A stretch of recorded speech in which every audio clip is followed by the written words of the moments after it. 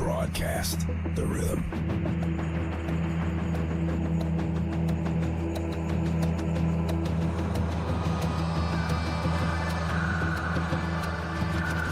Go live, Vegas on the screen, feeling the flow, so pristine. Boom, as the beats align, electric dreams, they intertwine.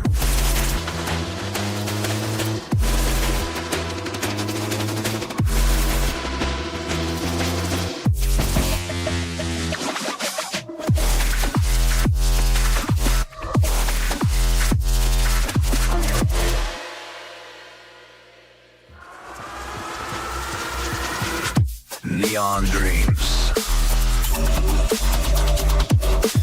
in the digital stream. Lights flash to the sound, surreal extreme. Feel it. In the heart of Vegas, we're living the scene. Go live, we're all on the beam. Watch it, feel it.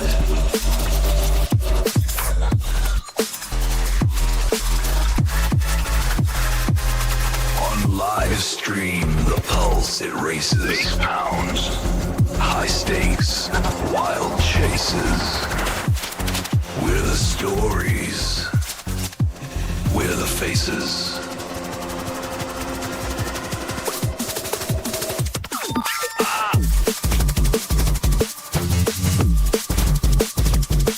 In the city. We just need to forget about everything. Put away our problems. Get along with each other.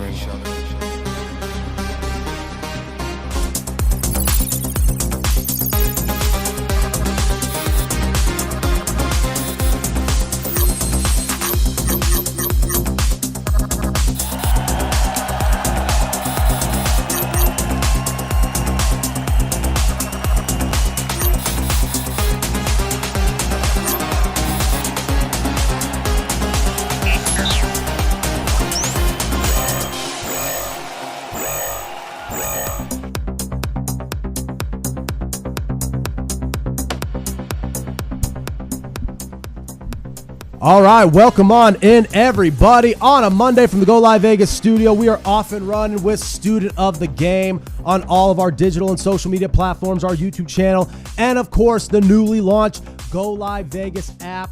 Aaron seems like every week I come in here, he has a new update, a new feature. He's working out bugs, he's working out kinks, and we are ready to go. It's available on the App Store through Android, through Apple. We're going to continue to plug it as much as we possibly can, and for good reason, because that's going to be really the focal point of everything we do moving forward. Of course, we will be available on all of our normal platforms as well, but we really want to make that app a hub of all things Go Live Vegas, and of course, all of our exclusive content for you all. And regarding here on the Student of the Game front, this is the exact type of week I could possibly ask for. Just an absolute smorgasbord of talking points. And, you know, I've talked in the past couple of weeks how, whether it be through the Olympic coverage or this year now with the World Baseball Classic, right, some NFL off seasons and, you know, draft classes are more interesting than others. So there's more narratives and talking points there. So some years that period of post-Super Bowl dormancy doesn't seem as prominent, doesn't seem as strong. This is certainly one of those years. I mean, we blink our eyes. What Super Bowl is already 3 weeks ago. I mean, we're already in the early days of March. World Baseball Classic is kicking off now. Winter Olympics are in the rearview mirror. Like, we have already pivoted and shifted in such a major way on the sports front, when normally it seems like we're still kind of feeling that Super Bowl hangover in the immediate aftermath and throughout the remaining weeks of February. But we have the Scouting Combine now officially in the books. We have NFL free agency already getting interesting even before it regularly does get interesting in the later periods in March. So really just kind of a lot to sift through here. Kind of have to go through with a fine-tooth comb in terms of how you exactly prioritize it, because, of course, we have some interesting talk points in the NBA. And on this very show, it has veered more, not necessarily negative, but maybe more critical of how things have gone in the NBA. But even then, now with the regular season pretty much wraps and the postseason right on our front door, even then we can find interesting talking points for teams that are contenders and teams that are just really pretenders. And now you have everything with Luka Doncic and JJ Redick, and the Lakers are dysfunctional. Giannis Antetokounmpo's coming back. You have so much on that front as well. But I did want to focus on football to open up things because, again, when talking the NFL offseason, you could dive in with as much analysis and opinion as you can for any active sport that is underway or really entering the postseason, like we have with baseball getting ready to start and the NBA and hockey getting ready for their postseason. But when you have a time like this with the combine now again behind you, you have pro days ahead of you, and you have the number 1 draft pick in Fernando Mendoza, who likely number 1 overall draft pick. I mean, at this point, like I said last week, unless Brady or Spytek do something really weird and really unforeseen, maybe he ends up somewhere else. But the writing is on the wall at this point that he will be wearing the silver and black, and he will be playing right out here in Vegas. But it's also hard to generate excitement and talking points when that likely number one overall prospect does not work out at the combine. Now, at this point, I understand the combine is more about showing face. It's more about getting basic measurables, health information. They may want to talk to you here and there, some brief interviews, get to know you. Again, it's kind of just about being there, attending. But it does kind of take some of the fun, some of the jazz, some of the steam off of it when you know that player's not going to be working out. Now, again, it just puts a greater magnifying glass on his pro day, which we will all watch with a lot of interest. But again, with a player like this, who's going to have so much riding on him with the expectations and even just concerns that if he actually is up to snuff as a number 1 overall pick, you just kind of want to see him throw as soon as possible. So I'm not beating up the kid for that. That's just more the norm. That's kind of where the many prospects in their camps go about it anyway. That's kind of the approach their teams take now. So I get it. But at the same time, it's kind of hard to really put your thumb on what Fernando Mendoza is at this point in the draft evaluation process. Now, the most important thing you can go off of is still the tape. Everything Fernando Mendoza did in an Indiana Hoosiers uniform, through winning the national championship, through winning the Heisman Trophy, through having one of the greatest seasons and completing one of the greatest stories we have ever seen in the history of college football. And yeah, the history of college football is pretty expansive. That is what you're looking at more than anything he does in T-shirts, in shorts, in Lucas Oil Stadium, or at his pro day for that matter. Everything you are basing this off of is far more geared to the tape and what the film is showing you rather than what the workouts and the measurables show you. However, it's more of just about going along with the process. And process is a word overutilized a lot in professional sports. But in terms of the quote-unquote draft process or the quote-unquote evaluation process, it is the right word to use because, again, it is just that. We have seen in the immediate aftermath of the college football season when these players declare, right, and their season ends at different points depending on how competitive their team may be or what their bowl season, looked like, their playoff picture looked like. But it begins with that. Then they begin working out for the combine. Then they begin specifying their workouts even more for the pro day. And then you get into a lot of the nitty gritty, a lot of the interviews, a lot of the, one-on-ones, a lot of direct conversations, phone calls, random scouts talking to you, coaches and GMs wanting to get an idea of what you're all about mentally, emotionally, professionally, everything. It very much is a process all leading up into April. And the process is greatly impacted by what happens in this very month because this is free agency. So depending on the moves that teams make and the losses that the roster faces and the gains, that will also alter the approach come April for the draft. But in terms of the actual evaluation process, there are certain things that are just always going to be very, I guess you could say, linear, very consistent. And wanting to see the QB1 on a year where there really isn't much to talk about with the quarterback class, especially with now no Dante Moore. People are not really sold on Ty Simpson. And the other guys who were actually out there throwing and working out this past weekend in Indianapolis, those are guys who are really just scratching and clawing to create some value for themselves anyway, right? They're jockeying for a position. Fernando Mendoza at this point, again, unless it's anything really weird or really just out of the blue, there's no jockeying for him. And a lot of experts who cover this stuff, the insiders, the draft analysts, they actually have him as the number 1 overall prospect on their big boards, a.k.a. the best player in the draft. I probably wouldn't even have him as such. And I have gone on record on this show, right, on air, off air, just in casual conversation saying, yeah, guess what? He doesn't look like your traditional QB1 that we sometimes freak out about as the generational prospects, right? The Joe Burrows, the Trevor Lawrences, the Andrew Lucks, the Caleb Williams, those types. But then you stop and realize we freak out about those guys because they're so rare. Most of the time, they're very much cut from the same type of cloth as an athlete, as a prospect that Fernando Mendoza is. It's just that we aren't used to it because his body of work isn't as expansive, even though he did some good things at Cal, right? Very much under the radar when he was there. And in Indiana, I think we're still kind of catching up with the fact that, yeah, he was on a great team, a historically great team. But perhaps the biggest reason, other than Curt Cignetti, why that team was what they were was because of him. It wasn't coincidence.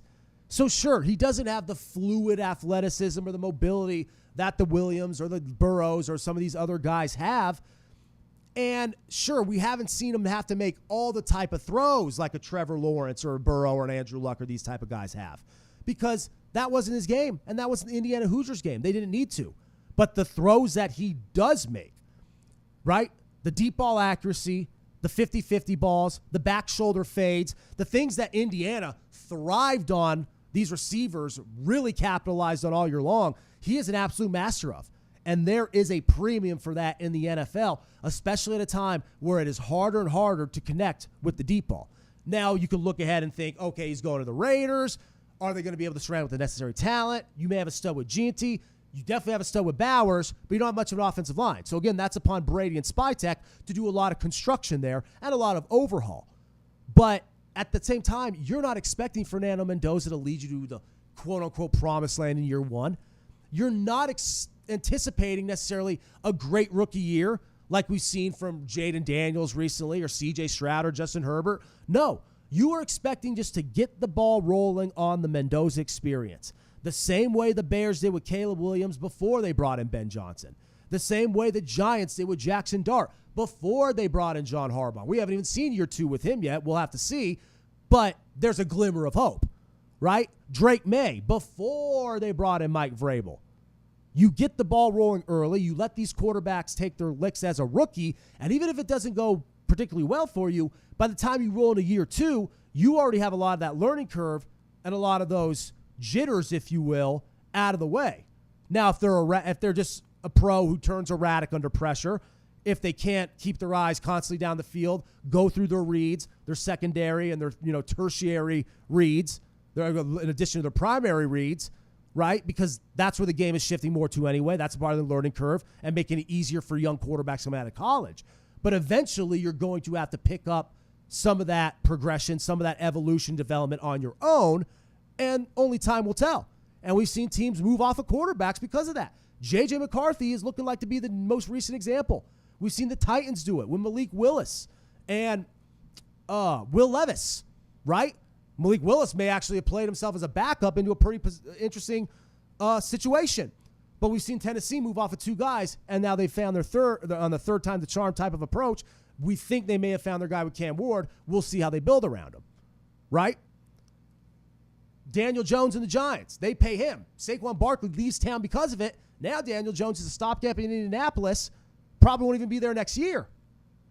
So it's okay to fire on your quarterback. The Bears did it before they had Caleb Williams and Justin Fields. Look at the career of Sam Darnold and the Jets. Even before Carolina, before he was a backup in San Francisco, and of course, well before he was playing well in Minnesota and now calling himself a Super Bowl champion in Seattle. Like sometimes you just have to punt on the quarterback and you'll know when to cut the bait. But it's not necessarily about having that quarterback be a world burner in year one either. No, you have to build the foundation, as cliche as it sounds, because that is what allows for the year two progress to take place. You don't want to build the foundation in year two because now you're just stalling, again, the quote-unquote process. And I say quote-unquote a lot in this segment because, again, a lot of these are like almost cliche. They're thrown around in the jargon, in the lexicon so often, it seems like cliche. But in terms of the world of professional football and the scouting process and everything pertaining to the draft, it very much is true. So it's more so about investing in the things that Fernando Mendoza does do well, accentuating the positives, and doing everything you can to eliminate the negatives. That is where Tom Brady and John Spytek are really going to show what they're all about, and if they have a clue or not in terms of these executive positions. We know Brady is a player. Now, obviously, he's an excellent broadcaster. We know he knows the game. We'll see if he knows how to technically build a team, taking a steady approach. Even if he's not the GM and doesn't have that title attached to his name, it's beyond clear at this point he's very much going to be leading the way, or at least in direct unison with whatever Spytek decides to do. So this is going to be a big march for them to see if they make any type of tweaks to the roster, even before bringing Mendoza in. But by bringing Mendoza in, you are getting a quarterback who could at least do one thing that a lot of prospects who may have more fluidity in the pocket, may have more straight line speed, may even have a better pure arm, but don't make the throws properly with the same type of accuracy from the pocket that Mendoza does. And ultimately, the game, no matter how mobile or how athletic you are, has to be won from the pocket in crucial moments. Mendoza did that in Indiana time and time again. Can he do in the pros? A lot will be determined by what are the pieces around him. But I believe he could. I bet money that he could, and I believe that he can, I should say. Jared Goff, Matt Ryan, he's a very similar prospect to them. Turned out pretty well for them. Jared Goff may be the best comp out there. And you could make the case he's maybe more athletic overall than Goff in terms of how he moves, in terms of how he could take off, just his overall body. But the way they deliver the ball and the way they drive the ball deep and connect with the receivers on the deep ball, very similar. And I'll talk about it closer to the draft. I mean, we'll have Kel Dansby on, friend of the show, absolute draft fanatic like myself, and we'll talk about it more with him. He's not totally sold on Mendoza, but I think it's because people in the mind, in that mindset and that way of thinking are too caught up in the comparisons to the best possible QB1 prospects we have seen. You can't look at it that way because those guys are the exception, not the rule. And again, we'll talk about it more as we get closer, but when you look at it on a year-by-year basis, Fernando Mendoza actually is the rule. And he's better than a lot of the other guys who could be classified as the rule. I just think that we haven't fully done one of two things in our mind. We haven't accepted the fact that this kid is more than just a great story. He also is a great quarterback and is the number one guy on so many analyst big boards for a reason. And we also just can't get past the fact that it's the Raiders and we think no matter what, they're going to botch it. Even with a completely new look, a completely new regime, Pete Carroll's out, right? New head coach, offensive-minded head coach, Clint Kubiak, a year, 3 tight end, a year 2 running back. Yeah, a disgruntled defensive end. But at this point, that's probably going to benefit the team because they're going to be able to push Crosby out for capital, for trade value. So at this point, like I said with the Giants, we don't know, but there's a glimmer of hope. You have to find your glimmer of hope if you're the Raiders. It's going to be Fernando Mendoza, and as disappointing as it was to not see him throw in the combine, that in no way changes that trajectory for him or my opinion of him. If anything, it just makes me that much more excited to see how it all pans out with his pro day and as we push through really just the majority of March and into early April. Because, again, these evaluations, these mock drafts, these scouting profiles, everything, it's just going to ramp up more and more. So much to the point where you get this paralysis by analysis type of feel. And that also is an element. So you also kind of have to know how to comb through that properly. But it's important to kind of put it out there on the wall now, right? Connect it all with the strings, if you will, on the bulletin board because it's never too early. And that's why when you blink and you fast forward 3 weeks in the aftermath of the Super Bowl and the scouting combine is already officially wrapped up and you think, wow, we're closer than we realize. So it's going to be fun to have this conversation moving forward.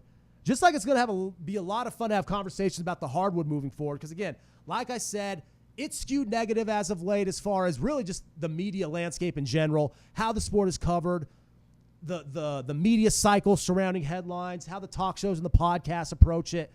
But at the same time, that doesn't necessarily mean there is nothing to be interested. There is nothing to find that you could at least sink your teeth into a little bit as far as intrigue. And when it's a matter of one of the best players on earth, and speaking of Max Crosby being disgruntled and wondering about his future, you have Giannis Antetokounmpo, the Greek freak, back in action right today, cleared after 5 weeks, ruled to be out for about 5-6 weeks. So he's pretty much spot on with the timetable as far as his schedule to return. But everyone's wondering what the future of Milwaukee is with the trade deadline passing. Nothing happened there. Nothing materialized. That was a nothing burger. Yet everyone is still calling for him to go to a bigger market, a better team, more of a contender, just to, for one, because it would make him happier, and two, to say Giannis Antetokounmpo would be the missing piece for a team like the New York Knicks or some other Chicago Bulls type of fringe team out there. The Knicks are probably much more than a fringe team at this point, but you get my point. Ultimately, Giannis Antetokounmpo is going to move the needle as much as anybody, and yet there's no needle moving, and he's staying put in Milwaukee. So a little anticlimactic, but just the fact he's back and just the fact you now can pick the narrative back up of how is the rest of the season going to go for him? What is the offseason in the direct future going to look like for him? And, that would probably be enough, at least at this point in late February, early March, to talk about regarding the NBA as the regular season, comes to just about a full close. Not quite there, but we're getting there. Right here in the final, 10, 12-game stretch. But then when you have all the recent media attention surrounding Luka Doncic and the Los Angeles Lakers, and then the video surfacing today of head coach J.J. Redick and Luka Doncic having a little bit of a chippy altercation, not necessarily a scuffle, but definitely an altercation that, not exactly ideal this time of year given the situation for the Lakers. And when you have that at your disposal, obviously as a sports talk show host, that has to be the point of emphasis. And we got to go to a break here, but I did want to get to the NBA in the first segment because, again, I understand that the NBA has a lot to work out. Adam Silver has a lot on his plate. But at the end of the day, if there's one thing that always works for professional basketball, it's brands and it's star players. And you have the biggest brand with the Lakers, with the most recognizable face in the sport of the last 20, 25 years outside of Kobe Bryant and LeBron James. And now you have Luka Doncic, perhaps the most polarizing player at this point in the National Basketball Association. And now we are starting to see here, right, as the regular season in 2026 gets ready to come to a close and the postseason is set to begin, we are seeing a Lakers team that, will be in the conversation, but is starting to look more and more like a pretender and less like a contender, much like I opened the show with before switching diving into football. That's kind of how I stem the whole thing. Because as of right now, that's what it's looking like. A couple weeks ago, that may have not been the theme. That may have not been the tone on various media platforms, right? But now it is. Because we are seeing this Lakers offense in dysfunction. It doesn't work unless Luka has the ball. Luka, as a professional basketball player, doesn't work when he doesn't have the ball. It's just that simple. And you have LeBron, who still is a great distributor, a great facilitator. But when you look at LeBron's strengths, at least at this point in his career, with really just a few more left at this point, he's made it clear that he wants to keep playing. Looks like this will be the final year in the Lakers jersey, though. But when you look at how his current skill set meshes with the skill set of Matt Reeves, which then meshes with the skill set of Luka Doncic, or then not really at all, because that's what we're seeing. We're seeing the Lakers try to fit a round peg into a square hole, and it's just not working. Because the thing about a big three, as all the great ones in the past have shown us, it's not about having necessarily three elite talents. It's about having three talents that play exponentially well together. Now, a lot of times those happen to be elite talents, or those talents have elite production because they are in the system that allows them to absolutely flourish, right? A lot of that depends on the circumstances, the coach, philosophy, and again, the skill sets at play. And the era and the style of basketball, of course, right? A little bit harder to have a big three now because so many teams don't have a clear-cut identity or an offensive philosophy like they once did, right? It's kind of more of a hodgepodge of this post-Golden State Warriors dynasty three-ball era where teams are still kind of trying to figure out what works best for them. We're seeing the Lakers do exactly that. And J.J. Redick is a fine offensive mind. And part of me still thinks J.J. Redick might be the right guy for the Lakers in terms of helming that organization as the head coach. He may be the right guy for the job, at least in comparison to what they've had in the recent past. But this is not the right roster.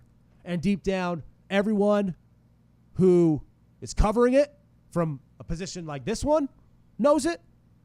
The fans in the LA market know it. The fans abroad just across the NBA, Laker fan or not, people who follow the NBA, right? That community, they know it. And I think there may be some stragglers who still want to hold on hope because, again, the brand is so big and the appeal of that Luka Doncic trade was so big in the moment, and the gleam, people still wanted to be there, but now we are seeing what Dallas saw for years. Now we are seeing why Dallas wanted to part ways. The trade itself was still a little questionable, right? And given what happened in the fallout with that and Anthony Davis, Dallas is already cutting bait on that and completely turning the page. And we're seeing that now with Cooper Flagg, right? Doesn't make the trade any less ridiculous, but at this point, it's almost like the fallout is felt less by Dallas because they've gotten rid of Luka, who despite being a generational scoring talent and offensive just stud in all aspects, was a liability to them, and now they feel they could fully move on without him. The Lakers bring in Luka because they think he could be the one to complement LeBron at this point in his career with this amount of seasons left, but they're realizing that they're not compatible. And now the issues with Luka are becoming apparent in LA a couple years after they did with Dallas, particularly on the biggest stage against Boston in the NBA Finals. So now we're just seeing the other side of the coin, the other side of the story from a team who thought that they got the last laugh. And ultimately, Luka's not going anywhere. But it just goes to show that when it's all said and done, Luka may be all that remains where LeBron and Austin Reeves and J.J. Redick are no longer there. And it seems dire, it seems drastic, it seems, catastrophic. But as of right now, there's nothing to convince me otherwise, or a lot of people otherwise who are following this product, no matter how good or bad it may be. Because again, if the Lakers are on, you're interested. If you care about the NBA, it's going to be hard to convince people who are watching the Lakers right now, what they're putting out on the court, that this is sustainable, both in terms of this season and just for years in the future. Because again, if this is going to be Luka Doncic's team, they have to surround people, or they have to surround him with people who work with Luka Doncic, who benefit off of his style of play and who only allow him to benefit based off of their style of play. And that's not necessarily the case right now with the Lakers, and I think that's going to become more and more apparent as the regular season comes to an official conclusion and the playoffs are ushered in. Again, we'll have to see. A lot of over-exaggeration with public teams always in any pro sport, but with basketball, it's always prominent, especially when you have star power attached to it. So I have a feeling we're going to be picking this back up in a week or so, a couple of weeks, because this is going to be a continuous media conversation on all the podcasts, on all the local and national shows moving forward. It already is. And once we actually see how it works out for them, and if we see this dysfunction continue, and if we see J.J. Redick and Luka jibber-jabber and more on the sideline, well, then it's just only going to add more fuel to the fire. Fun first segment. Man, I feel like we almost did a full show there with covering everything we did. But, and again, it's the beauty about this is that it's kind of open-ended, right? Of course, the NFL offseason is. We haven't even gotten into the bulk of free agency. What's going to happen with Tyreek Hill, A.J. Brown, teams need receivers, right? We know David Montgomery's out of Detroit, now going to Houston. But that's only the tip of the iceberg. We've only hit the tip of the iceberg in the draft with the scouting combine. Like I said a few minutes ago, the pro days are going to add a whole new element to the discussion. So it's kind of like an ellipsis, right? We're kind of at a point of a ... But even more so is, in terms of the open-ended feeling, is baseball. Because baseball, we're at an interesting time right now where the season is right smack dab ready to go on our porch. We have the Grapefruit League. We have spring training underway, spring games.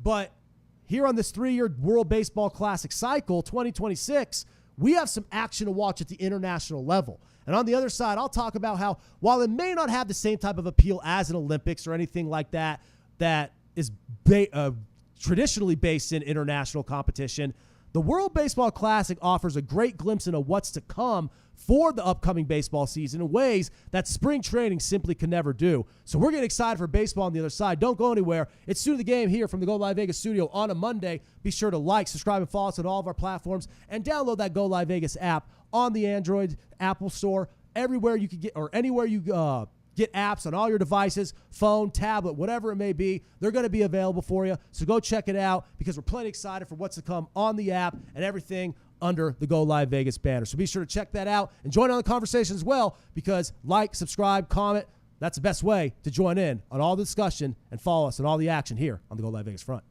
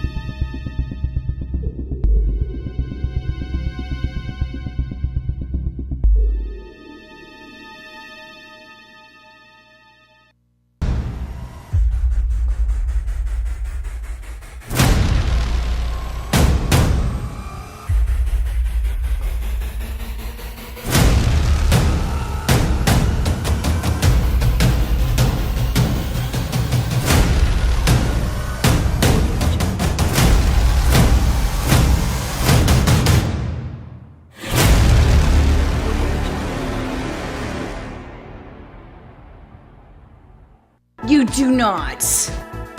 Oh my gosh. So look. So I can sit down and say, you know, I'm having a really bad day. I'm sorry. You are watching Midlife Mischief. How are you with avocados? I love avocados. Are they a fruit? If nobody eats, I shut down the whole house. I was so done. It was over. I have menopause.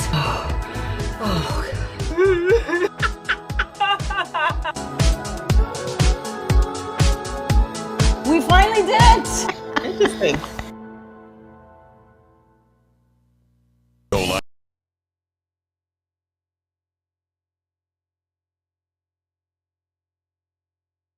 Film production for your personal or corporate, commercial or event and campaign needs. Pre-record or live stream to your audience on multiple social media platforms simultaneously. Fun and interactive with social media comments, phone lines, live remotes, audio Foley sounds, and Snapchat filters. Be creative, get recognized, and make money. We help you by providing an all in-house production team. Visit our website at golive.vegas.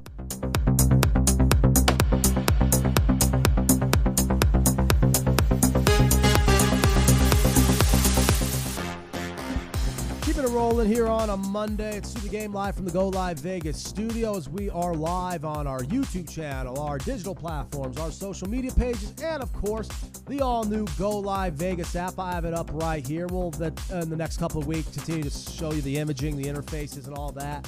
Post a lot of stuff on social media for how you can get involved, both in terms of downloading itself and the different things we have that really tap directly into the community. And that's the beauty about this app on the national front. If you're outside of Vegas, it's a great peek of really what's going on inside the Valley. And if you're inside the Valley as a local, as a resident, it's a great way to find out about stuff that's happening in your own backyard. And we have updates on the news, on local weather, on local events. So anything as it pertains to the Vegas scene, this is the app you want. But of course, really the true takeaway is the programming feed. Live 24/7. We always have content streaming. We have our programming lineup for all our various, shows from the past, present, and really different things we have planned for the future. It'll always be in there, but of course you'll have the on-demand aspect as well. You can find all our archived podcast episodes, all our different videos, anything that we blast out there will be available in the app, and of course all of our live talk shows, such as this one, are streaming nonstop in the feed as well, and you'll be notified anytime they start if you're able to push notifications. So plenty to be excited about, like I said, in the Go Live Vegas front, as we push forward into 2026. This time of year, we always kind of get excited because we have a lot of different things on our plate, different remotes, different conventions, different things with, just the network in general. But Aaron has been busting his ass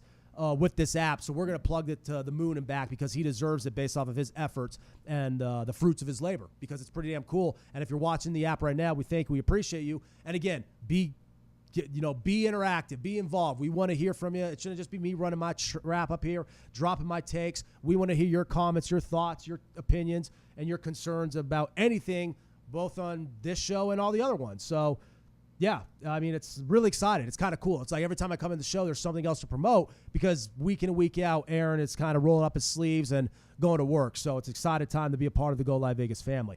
Also exciting time to be a baseball fan. As I mentioned before the break, you got the World Baseball Classic underway today.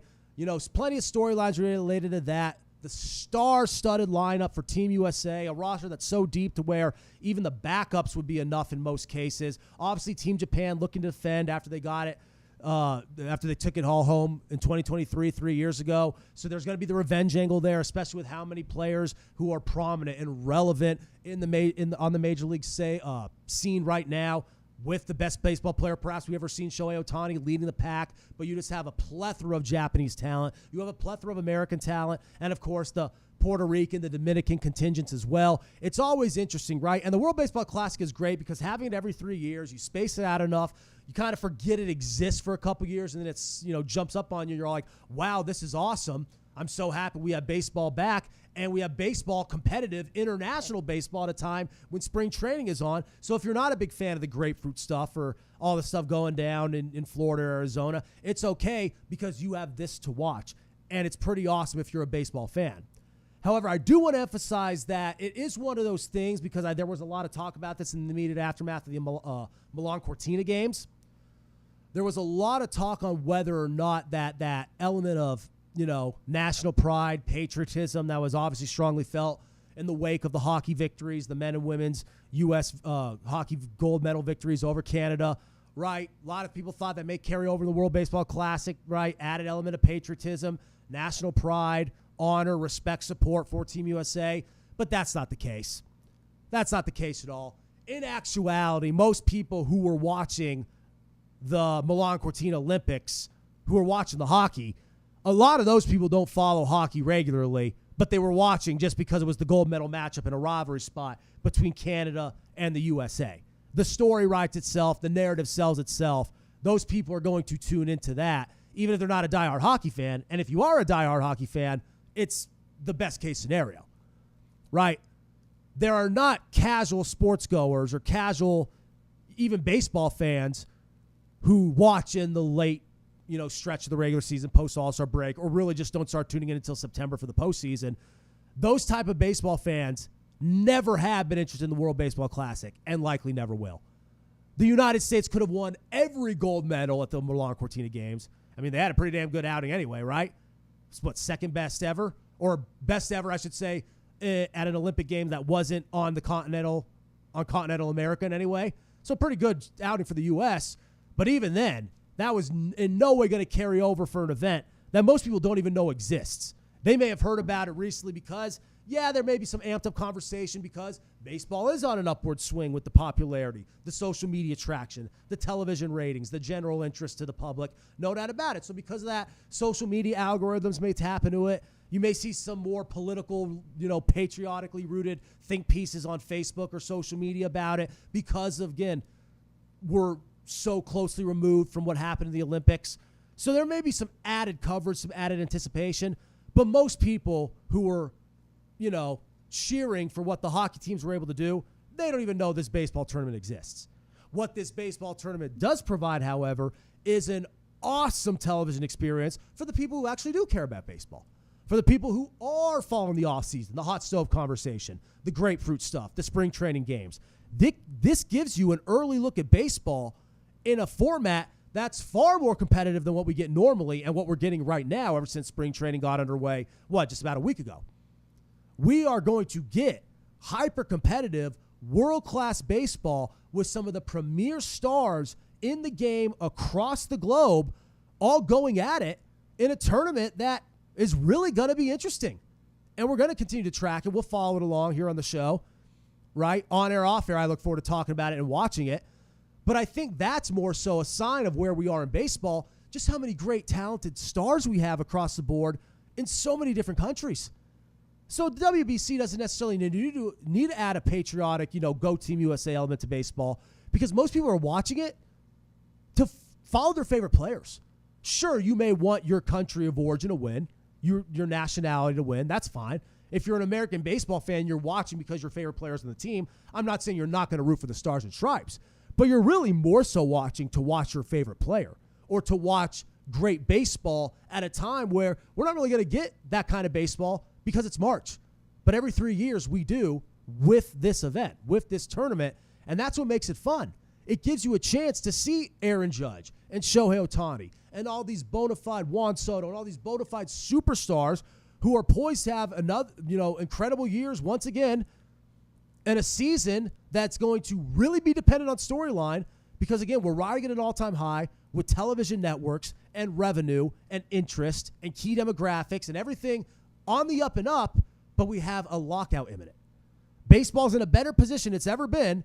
The World Series was maybe the best we've ever seen, at least the best we've seen in the last 30 years or so. People tuned into that Game 7 as if it was a major, major event, right? Because now baseball and big-time games in baseball are treated as such. You have the Dodgers looking to three-peat. You have people looking to do unprecedented things like Shohei Ohtani winning a 5th MVP, Aaron Judge becoming, the third guy to win a 4th, and becoming that much closer in the conversation to Barry Bonds as the greatest hitter of all time, right? You have so many different big-time public teams, dark horse teams. There's so much baseball is going for it, so you need to kind of revel in it all now before the lockout.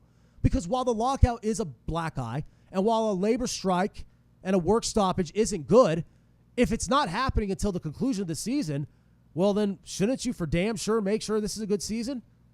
Right? I've always said baseball, it seems like it's 2 steps forward, 5 steps back, right? You address the things that need to be addressed for the sake of the television experience in the game. You make it quicker, the pitch clock. You tweak certain things. You tweak the All-Star game. Now you're doing it with the automatic balls and strikes. You're seeing spring training. It seems a little disjointed. It seems a little weird. Seems a little forced, but it's also increasing accuracy. The things they've done, the steps they've taken, the measures they've taken are good ones. That's why I say 2 steps forward. Hell, you could give them another step with what they've done by capturing the attention of the public, especially in the younger demographic, and with casual TV goers, casual sports fans. That's the one thing they desperately needed to do, and they have. But now you take 5 big steps back with this work stoppage, with this labor strike. And I get it, the ongoing conversation of whether or not baseball needs a cap, it's going to be polarizing, right? It's going to be divisive even. But ultimately, it's all pointing to a lockout in some way, shape, or form being put in place. And understandably so. That's just what the writing on the wall tells you at this point. But it's not happening right now. We have, this isn't even me being optimistically giddy or, broad-eyed and bushy-tailed, glass-half-full type a guy. There is so much to be excited for baseball. In no way does the lockout impede that, because the lockout will not be in any way a roadblock to 2026.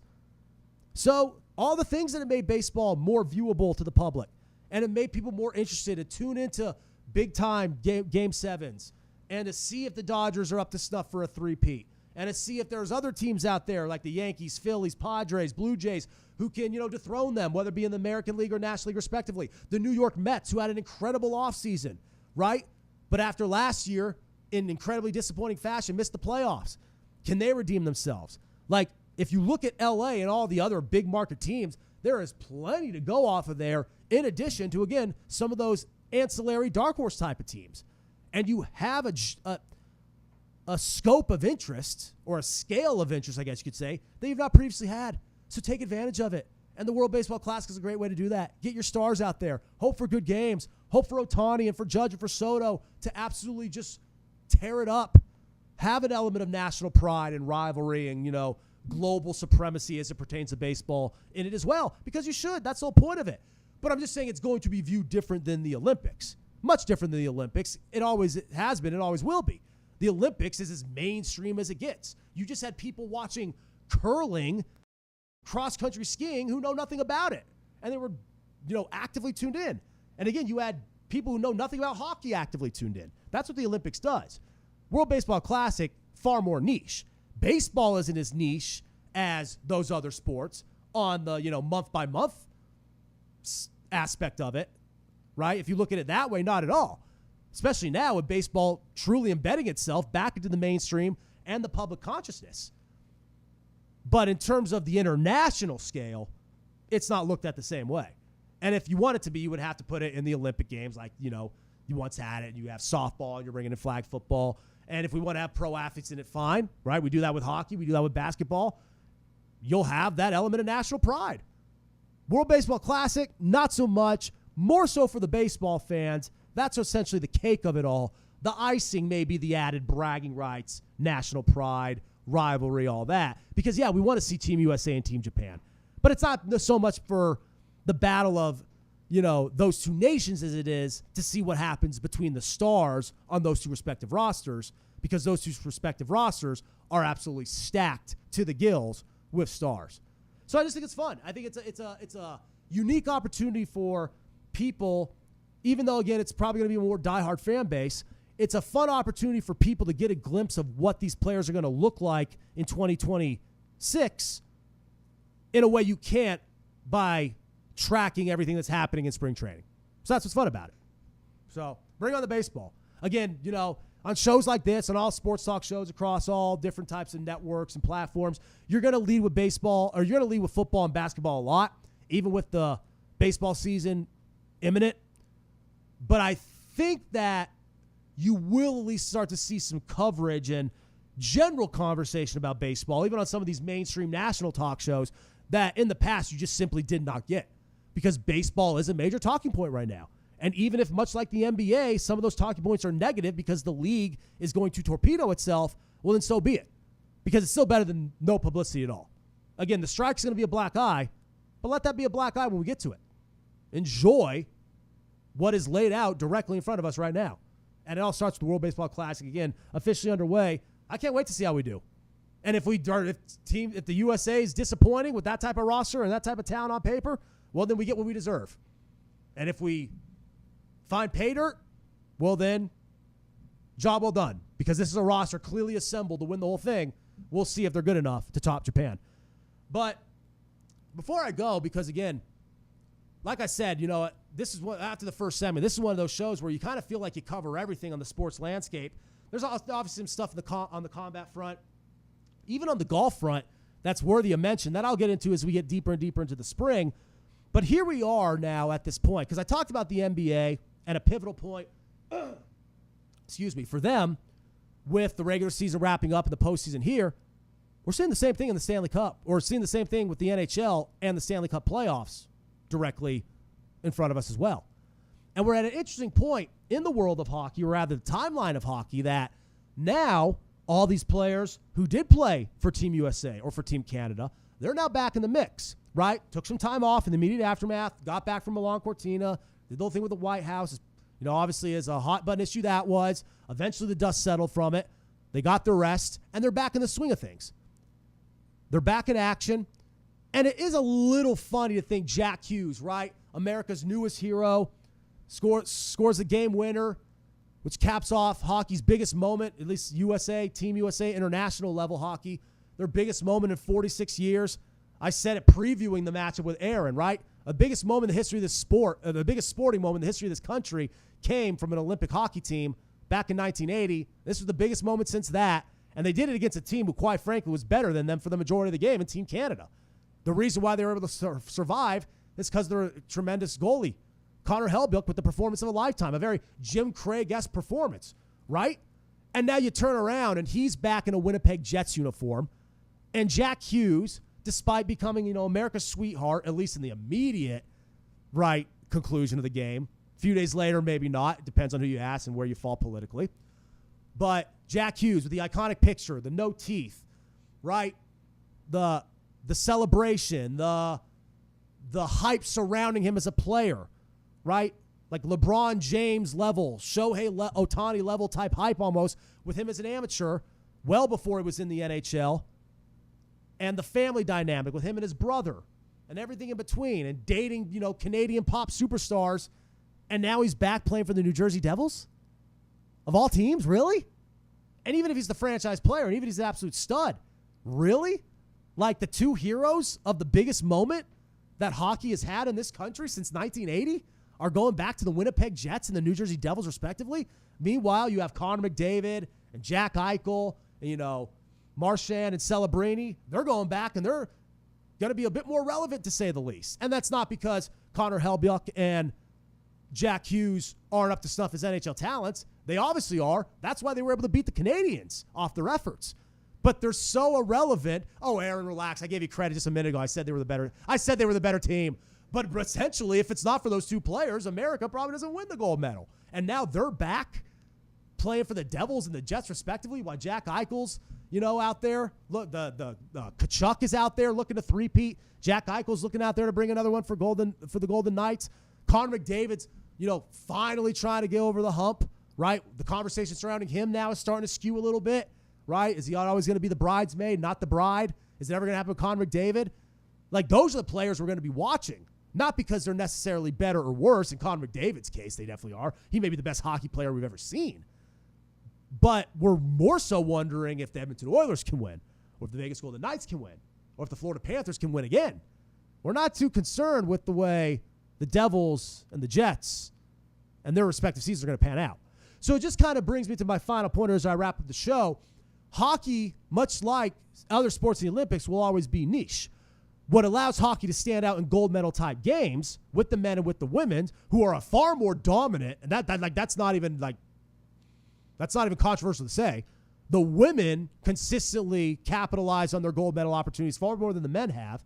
But it just goes to show that even with the men properly building a team for this moment, a team of kids who grew up watching the 2010 team come so close in Vancouver, but take the silver due to Sid the Kid's, heroics. Or the team with TJ Oshie, who played great against the Russians in Sochi in 2014, but ultimately was all for null and void because I don't think did they even medal?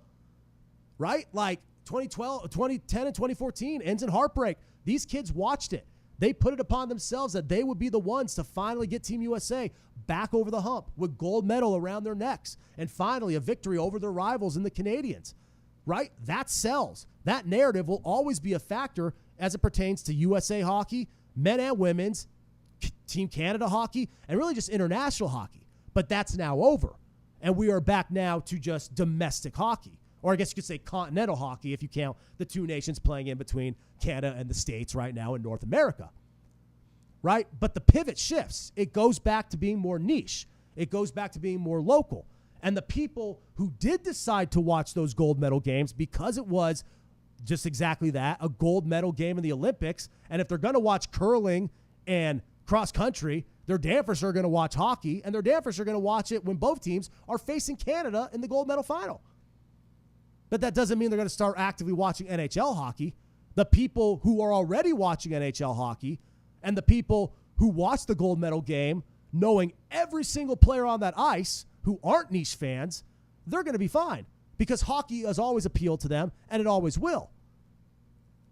At least as it pertains to us in the States. Canada is a different conversation, right? That's their sport. For us, it's not.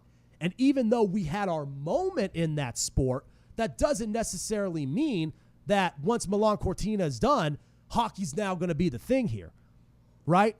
If that were the case, hockey would have been bigger already as it is, as it gradually builds to this very Olympic gold team we have now. And I'm wrapping up with this because I think it's important to bring that up, much like I thought it was important to bring it up in regards to the WBC, that just because we had our big Olympic moment, that doesn't mean that that necessarily changes things in the immediate aftermath moving forward, right? I don't necessarily think kids watching that gold medal victory and watching Jack Hughes and Connor Helbiuk and all these other guys, I don't think, and even as great as the Johnny Gaudreau tribute was, that was absolutely beautiful. I don't necessarily think that's going to lead to greater, sign-up rates, greater, an increased rate of participation in youth hockey. I don't think so at all. I think the kids that are already playing youth hockey and are in, what is it called, Aaron, right? The Mighty Might and stuff like that when they start really young and they work their way up. The kids who are playing at that level, they're already invested in hockey. They're already sold on hockey. Now they're just inspired that much more by Team USA. Or if you're a young woman, a young lady, whether it be in adolescence and in your youth years and you pick up the sport late, you may be inspired as well by what the women were able to do. But you were already playing hockey. No one is, I don't mean to speak truly universally. I'm not saying there's no one out there who thought, I want to try that after what happened in that game or in those two games. But let's be real.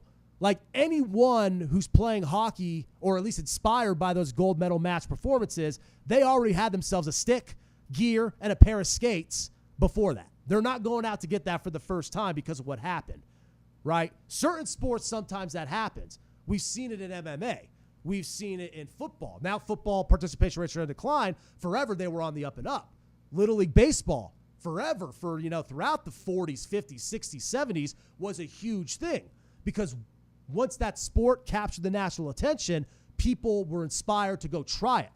Hockey doesn't have that type of prominence, at least as it pertains to the United States. In Russia, in the Nordic countries, in Canada, yes, that's not our game. It's a game that we hope to do well in, and in this case, we did. And it was the best we've done in 46 years. And you can make the case it's the best moment we've ever had on that front. But that doesn't mean now it's going to change the culture surrounding hockey entirely. No. Those kids who watched the teams in 2010 and 2014 come up short, they were already playing hockey, and they said, we're going to be the ones to get over the hump. The kids who are now playing youth hockey watch these guys and these women do the exact same thing, but now it's more about a continuation of that journey that has already been started. It's not about starting the journey. And I think it's important to note because sometimes we lose perspective when you have a mainstream event that a lot of people jump in on who may not be as informed, right? Like I cover fighting, boxing, MMA. Most 95% of all big-time prize fights, big-time title bouts, the general public doesn't really care about. But when you attach a Ronda Rousey or a Conor McGregor, a Floyd Mayweather, a Manny Pacquiao, a Mike Tyson or a Jake Paul, then all of a sudden everyone pretends they've, followed boxing or followed MMA, whatever it may be, for years, even if they haven't, because it's almost this fear of missing out type of mentality, right? You want to seem like you too were in on the moment, and that's perfectly fine.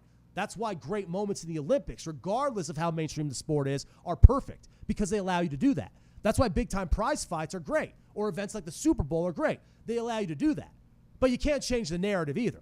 The sports culture is the way it is for a reason, and while I think this is a tremendous moment, or what happened there, regardless of your political ideologies, I think what happened in that moment is more a reflection of how that if you get the right group of people who are committed, they can have their day in the sun. It doesn't necessarily mean that that sport is now at the forefront, because if it's never been at the forefront and you're still doing what you can to stay in the mix, you're a little behind the eight ball anyway. But that's what makes the victory so much more interesting. We did it in a sport that isn't our number one, against a team who does treat it like they're number one. There's a good chance 4 years from now they kick our ass again. I'm just going to be straight up and real and say it. But that's what makes this stand out. It's what makes the 1980 victory over the Soviets stand out. But what makes this fun is that this is the first moment to shine for the pro-era players. We see pros, right, every year in the Olympics of American nationality, and we have seen them come up short before, but it was so awesome to watch them play. Now we get to have our cake and eat it too. We get to watch our favorite American players play and also win against a team that normally is always having their cake and eat it too because they're that damn good. So yeah, revel in the moment. Get hyped for the French Alp Games in 2030 and hope for a rematch between these two teams on both the men and women's front. But don't get it twisted. And just because of that, also remember that the Stanley Cup playoffs are, again, imminent, right on the horizon. If you liked hockey that much, you would have immediately pivoted and shifted gears to that. And let's be real, no one is. The same people who are always excited about the Stanley Cup are excited about it this year, and that'll always be the case forever onward, because that's how we look at hockey, and that's okay. Because, hey, as far as I'm concerned, if you miss out on it, your loss. If you catch it, great. But just goes to show how we treat the Olympics in the casual sense across the board a little bit different. But I love it. I mean, Aaron, when's the last time we covered necessarily all four of the big four on the show? It's been That's good. He says November. See, he has a microphone. I don't get why he doesn't just open it up so he could drop these witty blurbs and these. There we go. Thank you. You have the invitation. By all means, he says, I'll even put a camera on me. By all means, this is what sports talk, radio, and podcast and TV is all about. Getting the producer involved in the conversation. We don't want just me, because half the time you could tell him running out of things to say. And Aaron's not even a diehard sports guy, but in anything. I mean, if not, again, he'll talk hockey and he'll at least give an opinion on something. And if nothing else, you guys give an opinion. So be sure to like, subscribe, and follow us on all our platforms so you can do that. Again, all of our feeds, all of our threads have the open comment line. You could view it. You could chime in. We'll read them on air. We'll start opening phones again and give it that, local sports talk radio type of feel to where we'll take your calls. We want to hear from you as well. But if nothing else, maybe we could hear from Aaron. Open up that camera shot, open up that mic, and get his perspective as well. Makes it a little bit easier for me. I don't feel like such a narcissist, egomaniac here just running my trap the whole time with nobody to push back on anything I say. Who am I kidding? I love it. But anyway, it's always fun when we could kind of, especially in early March, focus on everything across the board in the Big Four. Focus a little bit on the draft, so you have the college element as well, right? And we haven't gotten to college basketball because that right now is going to be even more interesting than anything that the NBA has to offer in the next few weeks because of March Madness and college hoops. All right, Aaron, I get it. You don't like anything, whatever. But ultimately, one thing that we will give Aaron credit for, even if he wants to be a curmudgeon, is this awesome app. We've been plugging it all show long. We're going to plug it again because he's been busting his ass. Again, like I said, all of our social media platforms, you could tune in. Time and time again, that's been the case, but now we have a new way. It is this Go Live Vegas video app. However you utilize any of your video apps, you can check it out yourself. Apple, Android, for all your devices, all of our live shows, our live programming, exclusive content, stuff for social media, stuff that pertains to, local residents, weather, events, headlines, but of course, anyone who's outside the Valley who wants to get a magnifying glass or a microscope in terms of how we do things here and everything that we cover, our live events, our remotes, all of our studio programming, our podcasts, and everything in between, conventions, sizzle reels, documentaries. Speaking of conventions, we are going to be active, up and running, like always, for the 2026 Diecast Las Vegas Super Convention at the Ahern Hotel Casino. It's a blast every time we do it. I was lucky enough to be involved for the first time in it last year. I'll be involved in the swing of things once again this year, so be sure to catch me on that front, whether it be at the main stage or in the wings, really walking around the entire hotel and convention floor space, getting as much content for the Go Live Vegas brand as I can, because, hey, that is our mission, and the hub of all that content moving forward will be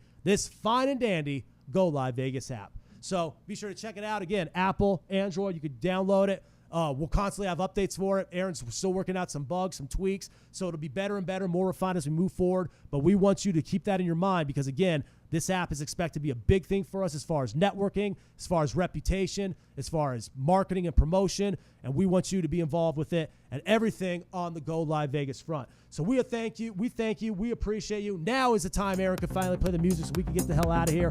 Fun episode of Student of the Game where we got to cover just about anything, and that will continue to be the case as the sports calendar and the media cycle heats up. We'll have more and more headlines, more and more events, and we'll be here in the Go Live Vegas studio to break it all down right here on Student of the Game. So be sure to download that app and catch us next time when we do it all over again. Have a good one, everybody.